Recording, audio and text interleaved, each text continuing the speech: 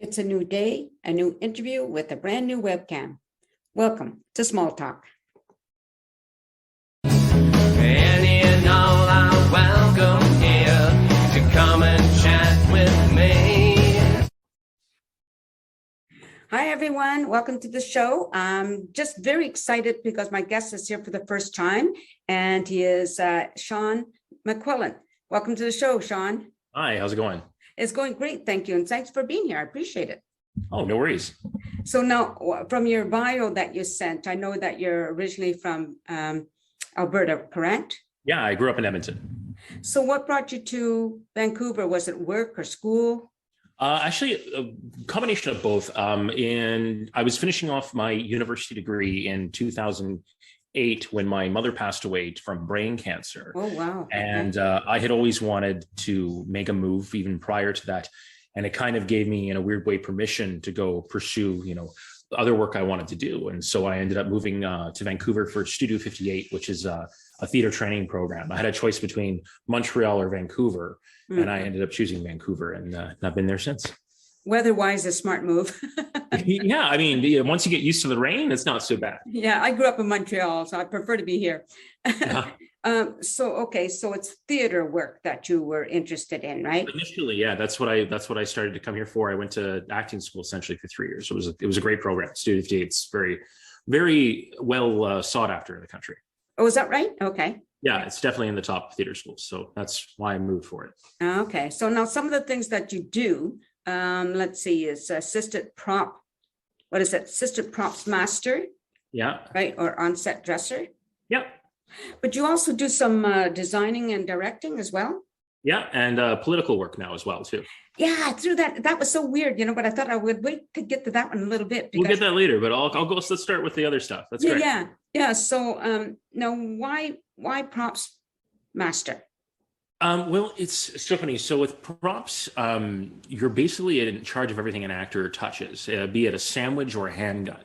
So there's a lot of eclectic skills that come into play. So they'll be cooking something in a scene. I'll be like, all right, this is where you're chopping the vegetables. This is where you're mixing this. This is where you're stirring that. Great. And you make these repeatable actions. So you have hundreds of replacements, setups ready to go. They do it 40 different times, etc. for the scene. And you have to be able to renegotiate, make sure it matches continuity, all that kind of stuff. It's very interesting. I like it.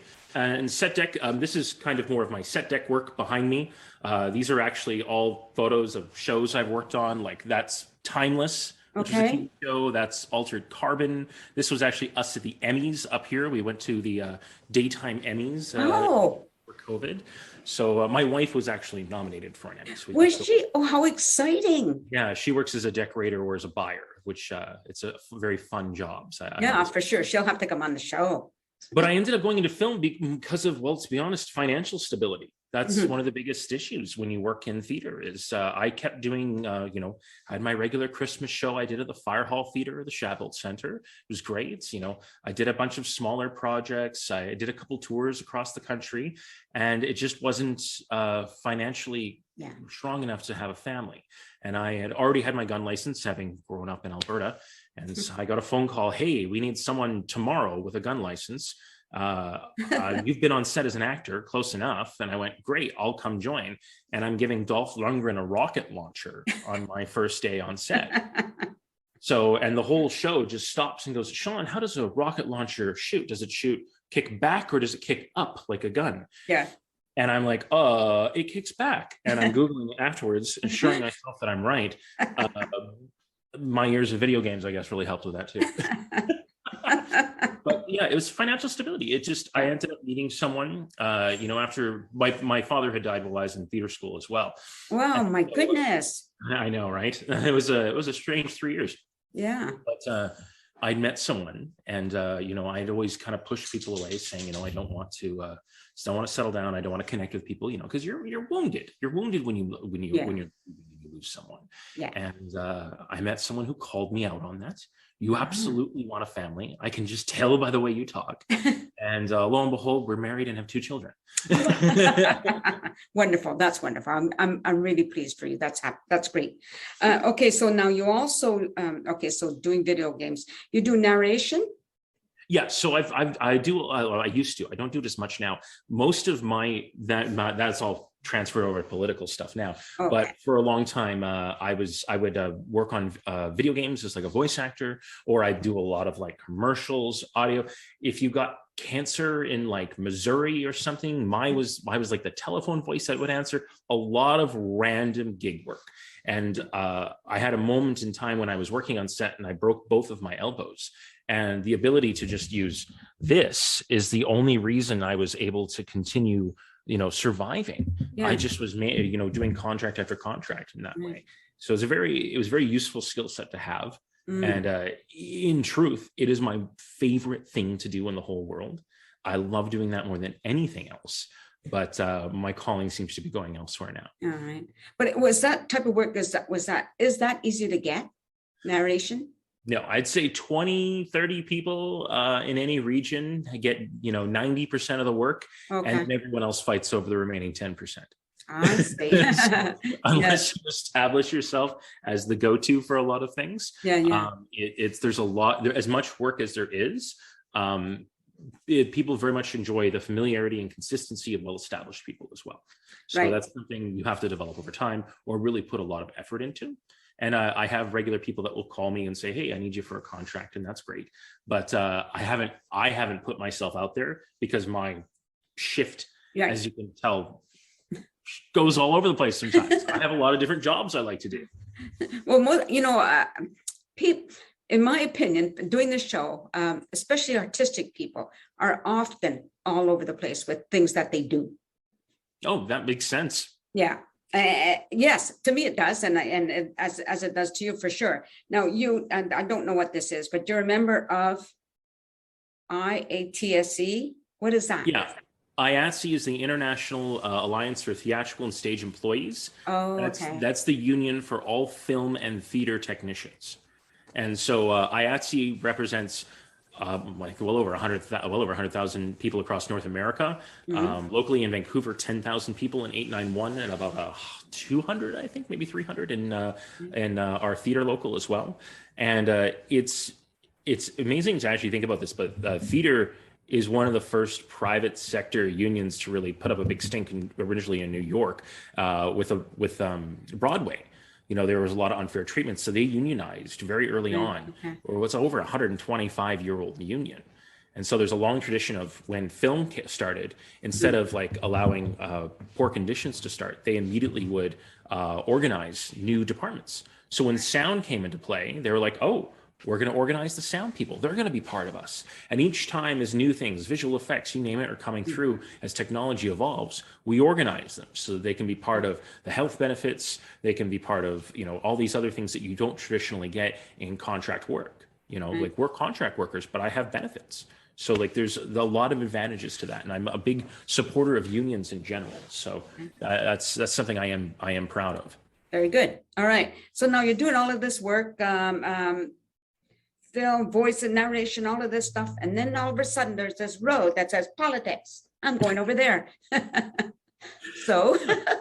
Well, it's so funny. And it's weird because I didn't realize I had actually been kind of subtly doing political type work since I was 18 years old. I had always been part of student unions. I was in a fraternity, of goodness sake. And I know it sounds weird, but the structure of a fraternity is identical to that of a union, is identical to that of government. It has your presidents, your vice presidents, your treasurers, your secretaries.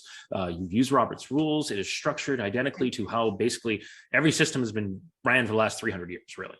And so when you are so familiar with that, I ended up going to union meetings and things and going, oh, well, this is actually, we're out of order here. This isn't how it goes. And it was like my first union meeting. I'm flagging things, doing this every 5 seconds, going, oh, hold up a second. The wording of this leaves us open to this contract problem, blah, blah, blah, blah, blah. Yeah. And so that's what I kept finding out to be the issue. And so I get more and more involved that way. And then my wife and I have a nonprofit. It's called Families in Film. And we're trying to create childcare options for film workers because we work 12 to 15 hour days. It's shift work. It's not always 7 to 7:30. Sometimes it's, 5, whatever, right? And yes. I know it can be I was on an overnight shoot. So, yeah. Exactly. Yeah. And the thing is, right now, there is no infrastructure Yeah. for people who work in those careers. Okay. So my wife and I have been working on that lately, and we've been very fortunate to work with the BC NDP government on a lot of different solutions. There's the federal government actually has some grants that we're working with right now to basically analyze it and come up with solutions. And we've come up with many, and some of it's requiring legislative changes. Only a few years ago did we just, and this is when we first started, before when we first started, you couldn't have 24-hour childcare in British Columbia. Now we've lobbied, we've talked to people, MLAs, they passed it. Now you can have 24-hour childcare in British Columbia. That was only 2 years ago that they passed that. And it's crazy. So it's like, and the first one center is really not opening up in Kitimat, I think. We don't have any plan for the Lower Mainland yet. And my big issue is we have these large industries coming in with thousands of workers. So let's say an Amazon warehouse in downtown Vancouver. Well, you're bringing in thousands of workers to the area. Where's your childcare plan? You know, you're building all these new film studios. Well, where's your support structures? Because if you don't have those in play, you are essentially making it men's work, or you're forcing families out of it. And it is an equity issue. It is absolutely something where it makes the breadth of voices and representation in those groups minimal, because you are not providing infrastructure for everyone to participate. Right. Okay. I'll go off on that another time. I'm just like, it's something I'm very passionate about. Yeah. And so we've created a bunch of different solutions, such as workplace integrated childcare, putting childcare actually in the studios themselves, drop-in centers for, actors going in for auditions, things like that, as well as mobile units that literally travel with circus and expand out into about 500, 600 square foot centers with bathrooms and everything. Literally a big giant trailer that expands, is heated, has all the daycare accoutrement in it and everything. And you can go see your kids at lunch break. That's what I dream is. If you're going to be separate from your kids anyway at work, and they're going to be separate from you, you should integrate them into your lives, your work lives. So you see them throughout the day. You can check up on each other, know how things are going, make it a family affair. Because I've found women get pushed out of the industry. Yeah. And then men, they get pushed out of their own families because they don't have that ability to connect with their families because they're never around.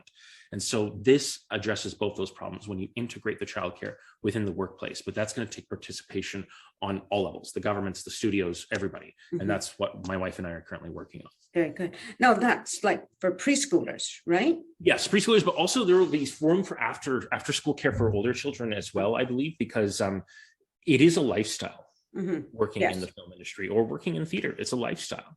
And, if they're going to be around that lifestyle, you might as well have programs for them so they can participate, if you're going to be around like that. Otherwise, they're completely separate from your lives. And I don't find that best for everyone. I want to create a situation that is healthy for everyone. And that's what we're trying to do. I think that's awesome. And so now, if an actor wants to find out about any of this stuff, where would they go? Families in Film, familiesinfilm.com. Familiesinfilm.com. Just kind of expanding the website right now. It's just kind of like a intro thing. There's Facebook group, there's Twitter, there's Instagram, all that kind of stuff, all under the branding Families in Film. We're associated with groups in the UK called Wonderworks, and groups in Australia called Raising Films, and groups in the United States called Real Families for Change.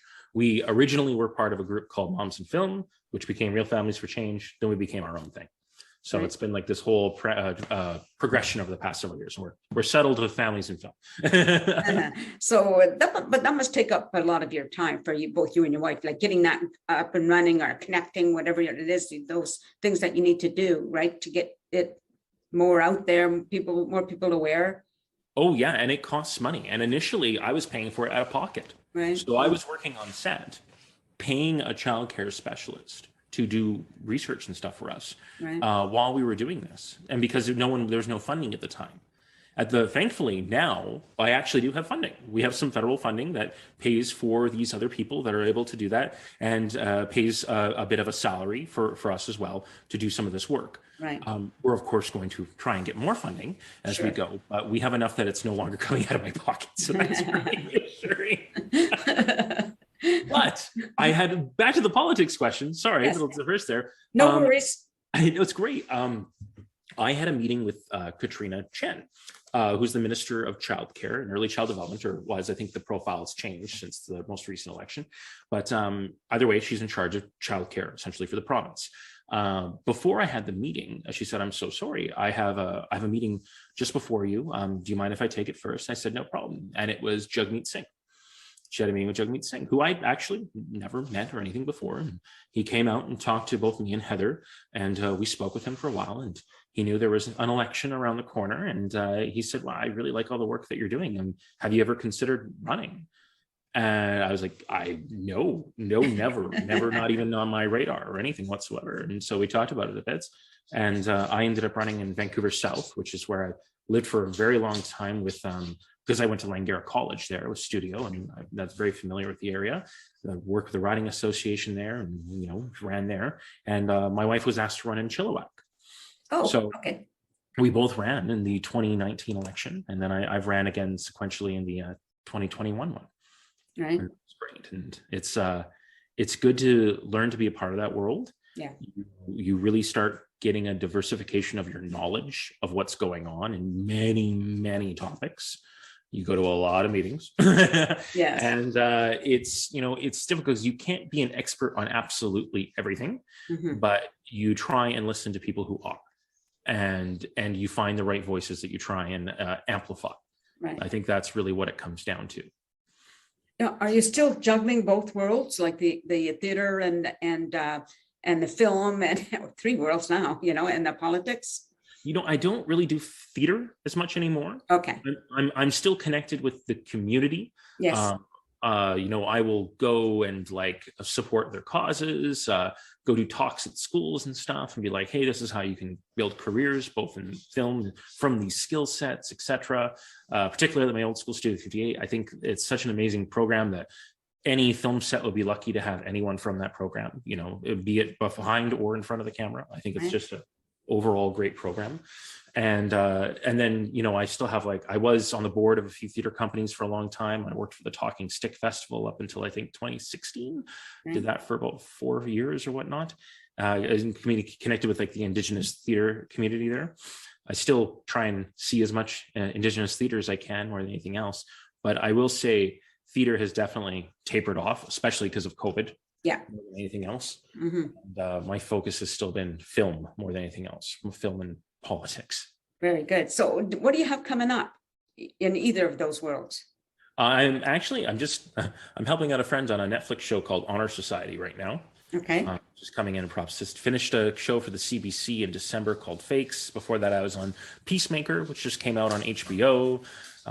Did a kids show for Disney, Gabby Duran, that's out now. All these if you check my IMDb, I've worked on a lot of cool shows. I'm very lucky. I've had a good career in film. I've had such a good career in film that if I were to switch careers right now, I'd be satisfied.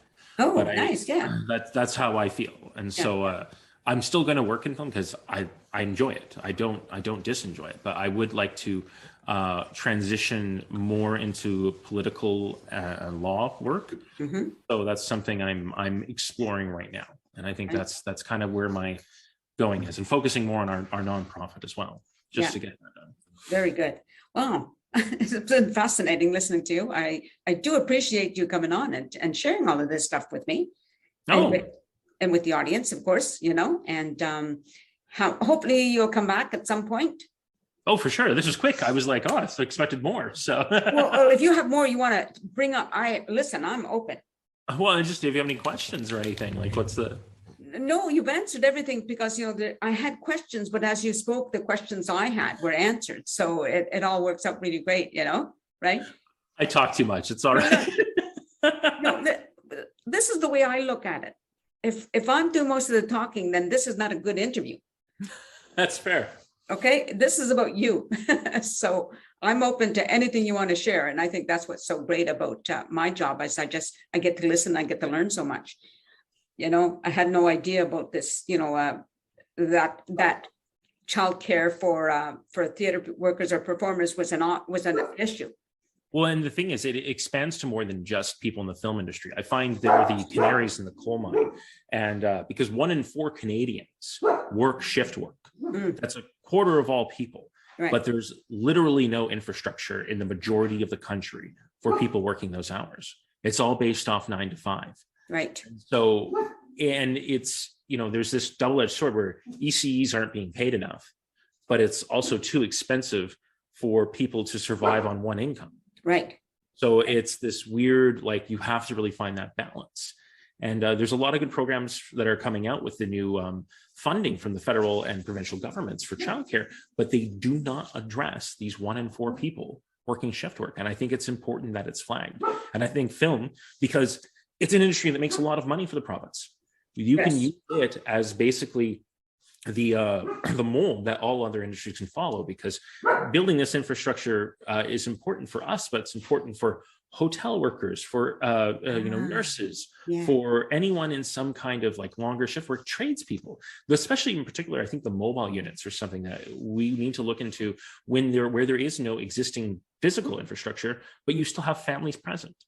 Like if you can build something that's safe and is easy to access, I think it's something that benefits everyone. Right. Well, it's interesting because as I was hearing your dog barking, I'm thinking, well, what about animals? What about your pets?